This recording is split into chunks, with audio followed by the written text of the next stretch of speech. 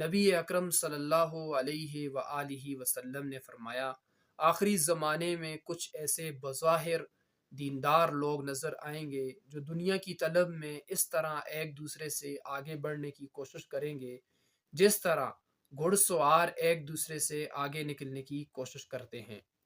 یہ لوگ دین بیچ کر دنیا کمائیں گے۔ ایک روایت میں ہے، دنیا کے مال کے لیے چھینا جھپٹی کریں گے۔ وہ بیڑ کی کھال کی طرح نرم و نازک لباس پہنیں گے۔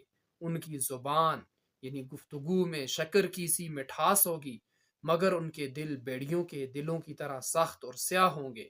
اللہ تعالیٰ ان سے کہے گا، تم میرے بارے میں کسی فریب میں مبتلا ہو یا بہت جری باغی ہو گئے۔ اس کے بعد فرماتے ہیں، مجھے اپنی ذات کی قسم، میں انہیں ایسے فتنوں میں مبتلا کر دوں گا کہ بڑے بڑے عقل مند لوگ حیرت میں پڑ جائیں گے۔ یعنی یہ لوگ عام معاشرتی زندگی میں ایسی حرکتیں کریں گے جنہیں دیکھ کر یا سن کر عام لوگ یہ کہتے سنائی دیں گے، کیا ایسے بڑے لوگ بھی یہ حرکتیں کرتے ہیں؟ یعنی عوام کی نظروں میں بھی ان کی کوئی قدر و عزت نہ ہوگی۔